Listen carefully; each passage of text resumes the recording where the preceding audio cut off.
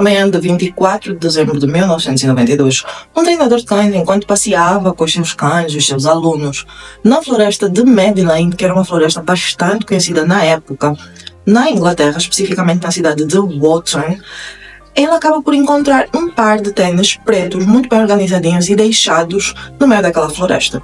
Poucos metros do pouso, um pouco mais abaixo, naquela trilha, ela acaba por encontrar então um colã e um par de calças jeans azuis que parecia ser de uma adolescente.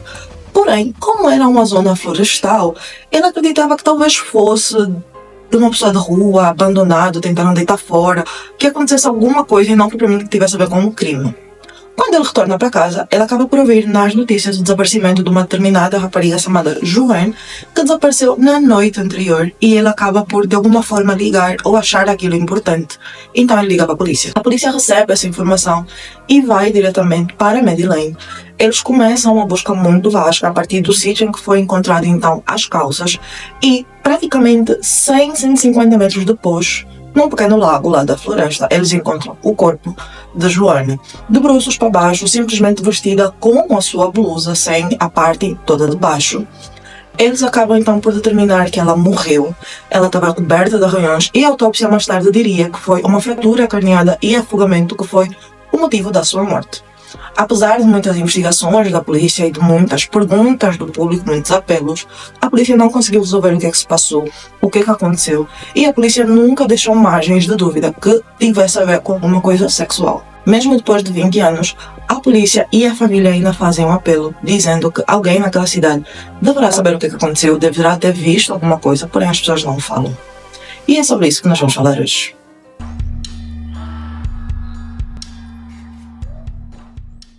Sejam muito bem-vindos ao canal. Hoje nós vamos falar sobre um caso bastante pesado. Apesar de não ter milhares de informações sobre a vítima, eu vou tentar trazer tudo o que eu consegui encontrar de outros vídeos.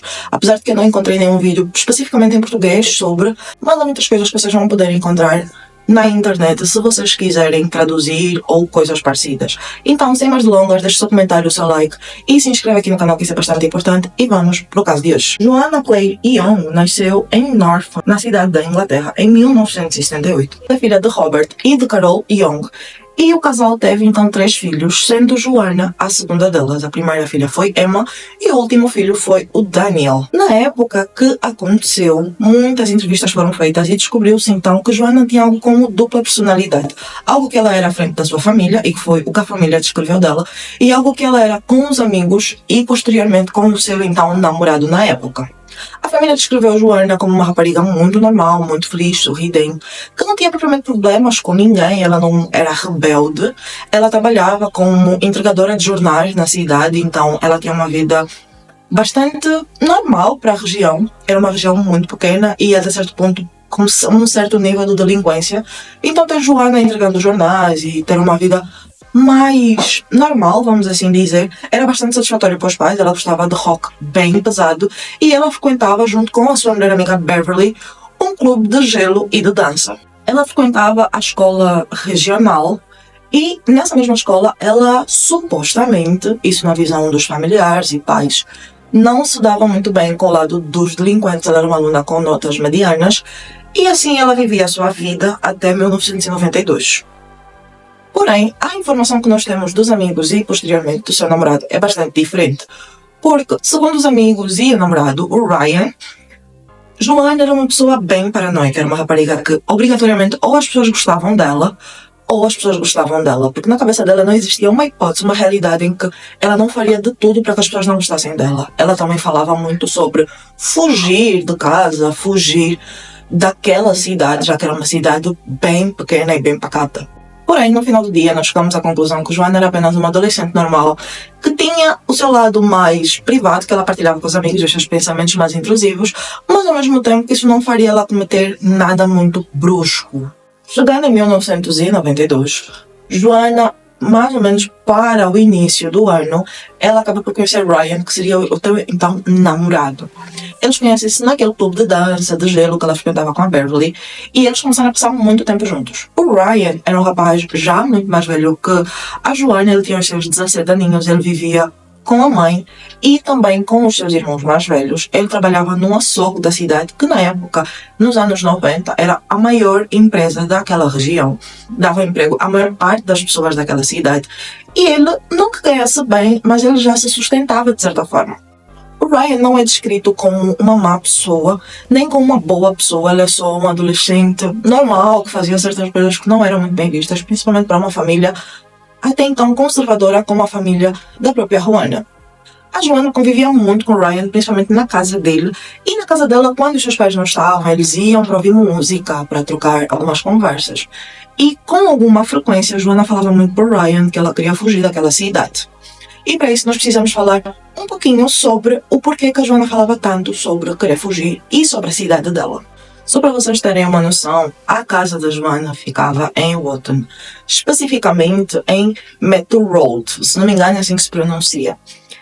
E o Wotton era uma cidade inteira, era, vamos dizer, como um Rio de Janeiro, né? Que tem várias zonas, vários pontos ali de ruas, avenidas e enfim. Mas a cidade toda em si, ela era bem pequena e bem conhecida sobre como é que as coisas frequentavam. Nas escolas tinha um grupo do pessoal que entrava para assistir às aulas e viver a sua vida normalmente, e tinha o pessoal que ficava fora a fumar, a vender drogas, a lutar, enfim. E dependendo do dia de quem estivesse a ver, tu eras obrigado a falar com eles ou tu conseguias te esquivar. Assim como também era o clube que a Joanna frequentava. Tinha o pessoal que ia lá vender drogas, fumar, arranjar confusão, beber. E tinha o pessoal que só ia lá para se divertir. E isso acontecia, na verdade, em qualquer ponto da cidade.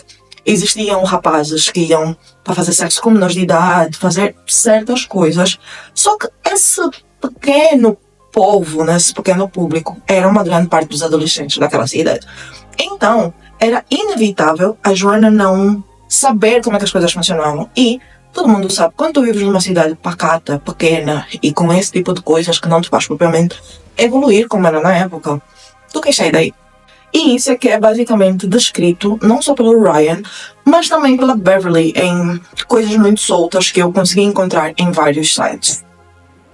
Então, basicamente, a cidade em que ela vivia era essa, e era dessa forma que ela enxergava a cidade. Ela queria viver uma vida um pouco diferente daquilo. Ela não queria morrer, a criar uma família, o marido trabalhar no açougue, ela ter que trabalhar como garçonete ou como alguma coisa parecida. Ela queria algo mais para a sua vida, ela tinha sonhos, assim como provavelmente qualquer adolescente na idade dela. Sem muitas mais informações sobre a Joanna e a sua vida antes do dia do crime, nós chegamos então na véspera de Natal. No dia 23, a Joanna sai da casa de manhã cedo, vai ficar com a Beverly durante algum tempo, que era sua melhor amiga, elas ouvem música, compartilham certas coisas. E depois a Joanna volta para casa. Lá para a noite, por volta das 7, 7h30, enquanto o Daniel, que era o irmão mais novo da Joanna, vai reclamando de algum jogo do videogame, tem uma pequena confusão, ele estava lá a reclamar e a chorar, a Joanna pede então permissão aos pais para ela sair. E lembrando, na época de Natal estava muito frio, estavam por volta de 3 graus Celsius, estava muito nevoeiro, o dia estava muito cinzento, e a Joanna sai basicamente de forma bem tranquila. Até os pais acharam bastante estranha a forma como ela estava vestida, porque ela estava com um par de calças jeans, um colã por dentro, que é bem típico lá por causa do frio. Ela estava com tênis de corrida e ela estava basicamente com uma blusa e algo do frio, algo como um colete de frio. A Joanna sai, até onde as pessoas sabem, ela saiu sem dinheiro, sem nada, mas o que é estranho é todo o percurso até antes dela ser encontrada dias depois. A Joanna vive à casa dos pais, pelo menos, em Meadow Road, na Wotton. Porém, horas depois dela ter saído, ela é vista então por um rapaz e por alguns comerciantes na Wotton High Street. Eu pesquisei e a distância basicamente entre esses dois sítios é de 2 horas, 2 horas e 15 minutos de carro. O que fica bastante complicado, já que ela não tinha propriamente meios financeiros para se locomover do ponto da sua casa até um sítio tão distante. E ela não iria somente andando, muito provavelmente, por causa do tempo e do que ela tinha vestido. Ela é vista então por um rapaz que acaba por dizer que quando ela o encarou, ela estava bem estranha, não queria muita conversa, o que não era muito típico da Joanna, já que ela era muito alegre, cumprimentava todo mundo e estava sempre tentando interagir com todo mundo. Muitas outras pessoas também dirão que ela estava muito estranha, que ela quando via uma pessoa, por exemplo, de um lado da rua, ela atravessava, do outro lado ela não queria conversa, nem nenhum tipo de contato com ninguém. Isso deixa as pessoas com uma impressão muito estranha, só que talvez ela tivesse pressa, então as pessoas não relevaram muito aquilo, já que ela estava viva. E a partir dali ninguém tem mais contato com ela, ninguém a vê mais depois disso. E os pais acharam muito estranho ela não ter voltado, mas acharam que talvez ela voltaria tarde ou que ela tivesse hospedada na casa de alguém por causa do clima. Como eu vos disse no início do vídeo, a Joana trabalhava com entregas de jornais, então ela tinha que sair de casa bem cedo, por volta das 5h30, 6 horas. E era algo que ela nunca faltou, nunca perdeu, nunca, absolutamente nada. Ela era bastante responsável com isso. Só que o alarme dela tocou e o pai dela notou que não havia nenhuma movimentação para desligar o alarme ou da Joana sair de casa. E quando os pais vão ver no quarto, o quarto estava vazio e somente tinha o alarme a tocar. As coisas da Joana estavam exatamente como quando ela saiu e os pais acharam bastante estranho porque queria dizer que ela não voltou para pegar a sua mochila, as suas coisas do trabalho e isso era muito esquisito. Então eles decidem chamar a polícia. Diferente daquilo que já se está acostumado para quem pesquisa sobre true crime, a polícia não disse que provavelmente ela quis fugir. Porque a polícia já conhecia mais ou menos a Joana, porque ela era bem conhecida na cidade. Porém, ela foi dada como simplesmente alguém que talvez estivesse muito distante. A polícia se focou em começar a procurar na região próxima à casa da família, porque eles não acreditavam que a Joana tivesse ido tão longe pela forma como estava. Isso estamos no dia 24. A polícia começou a procurar e lançou uma nota a dizer que eles não acreditavam que tivesse algo a ver com terceiros, ou seja, nada deveria ter acontecido, por exemplo, de alguém ter machucado a Joana ou de alguém ter feito alguma coisa para a Joana. Isso não era credível para a polícia naquele momento. E isso nós estamos a falar por volta das 10, 11 horas da manhã, enquanto aquele treinador que eu vos disse foi passear com os cães. Quando o treinador chega, isso já por volta das 16, 17 horas, ele vê a notícia e ele tenta entrar em contato com a polícia para explicar o que ele encontrou. E nisso, no dia seguinte, no dia 25, a polícia acaba por encontrar os calçados da Joana já não tão organizados como estavam, porém a polícia levou em conta a descrição do treinador de cães e o par de calças e os colantes da Joana. Foi então aquela parte que eu vos expliquei. A polícia foi procurando muito no primeiro dia, porém a polícia não encontrou nada. E no dia 26, a polícia acaba então por encontrar o corpo da Joana num lago, naquela floresta de Many Lane. Onde a Joana estava de bruços, somente uma parte do seu corpo estava vestida e a outra parte estava totalmente descoberta. A polícia ficou horrorizada. Ela estava cheia de arranhões, estava cheia de hematomas e como se ela tivesse lutado muito com alguém. E ela estava com uma fratura no crânio, isso foi dado já pela autópsia, que é quando alguém apanha uma pancada assim muito extrema. E essa pancada pode ser de qualquer coisa, pode ser uma barra de ferro, pode ser uma pedra, pode ser alguma coisa. E afogamento. A conclusão mais precisa que a polícia chegou é que alguém tentou fazer alguma coisa com a Joana. Ela tentou se defender, porém não teve força ou manuseamento suficiente para isso. Ela tenha tropeçado, batido com a cabeça e, como ela não conseguia reagir, ela acabou por se afogar sozinha, já que ela estava de rosto para baixo. Várias pessoas fizeram apelo, principalmente a família e amigos da Joana fizeram apelos muito, muito grandes. A polícia interrogou quase todo mundo, só que infelizmente houve muitos erros de investigação, como o isolamento do espaço. Aquilo foi muito mal isolado, as pessoas podiam ter acesso. Notou-se muito, e não pela polícia, mas sim por outras pessoas, como repórteres e afins, que o corpo parecia que foi tentado ser escondido durante esses dias. Não só a pessoa aconteceu aquilo e pronto, ela foi deixada de lado. Muito pelo contrário, o corpo estava ali e parecia que tinha coisas postas recentemente por cima, como se a pessoa que fez aquilo voltasse lá todos os dias para tentar esconder mais o corpo com folhas e ramos de árvores recentes, recém-caídos das árvores. E isso são coisas que, por exemplo, a polícia não tomou atenção, são coisas que, por exemplo, só os repórteres mais tarde foram falando, então houve muita falha na investigação, a polícia não deu tanta atenção, tanto que a polícia simplesmente baseou-se em pedir as informações do povo e mais nada. Muita gente acabou por dizer também que a polícia não tinha realmente muito o que fazer, porque na época coisas como DNA e etc. não eram nem sequer falados em muitas regiões. Não tinha como a polícia saber sequer, pelo menos a polícia da região, colher o DNA, então essas coisas foram deixadas totalmente de lado.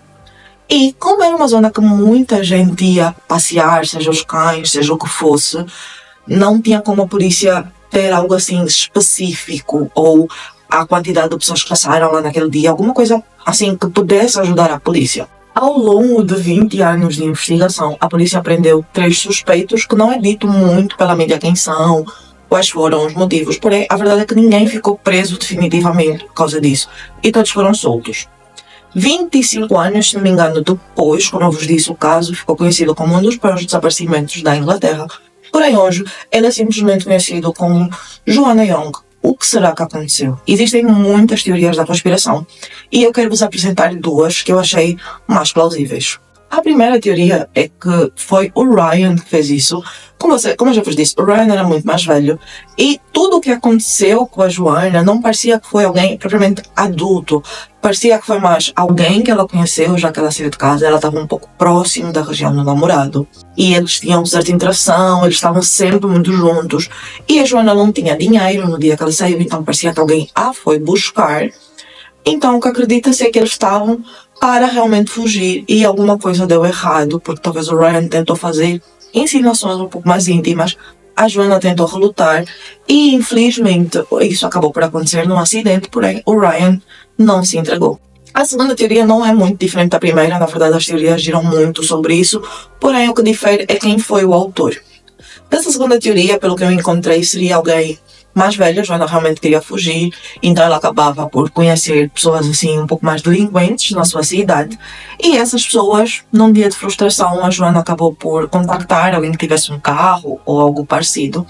Essa pessoa foi buscar em casa, porém essa pessoa tentou fazer certas insinuações como forma de pagamento da Joanna. Ela não gostou muito, então ela desceu naquela zona, né, da Walton High Street, para ela poder encontrar uma forma de ligar para os pais ou voltar para casa, ou até mesmo ir ter com o seu namorado, para saber se podia ficar lá aquela noite, porque ela não tinha como voltar para casa naquele momento. Porém, infelizmente, aquela pessoa a perseguiu e ela entrou para a floresta para poder tentar fugir, já que era uma zona de trilha comum, e essa pessoa acabou por a encontrar e foi por isso que ela foi perdendo as suas mudas de roupa paulatinamente. Primeiro os sapatos, depois as calças, os colãs e depois até ela ir parar naquele pequeno lago do jeito que ela foi encontrada. Só que o que mantém muito na cabeça das pessoas, uma das maiores dúvidas, é se houve ou não houve abuso da Joanna, porque a polícia sempre descartou essa opção, porém é um pouco suspeita a forma como ela foi encontrada. E também deduzindo que o seu corpo foi encontrado na água, existe sim a probabilidade de maior parte das provas para esse caso em específico dela ter sido ou não abusada, ter desaparecido. Deixem-me aqui nos comentários o que vocês acham, se vocês já conhecem esse caso e nos vemos no próximo vídeo, tá bom?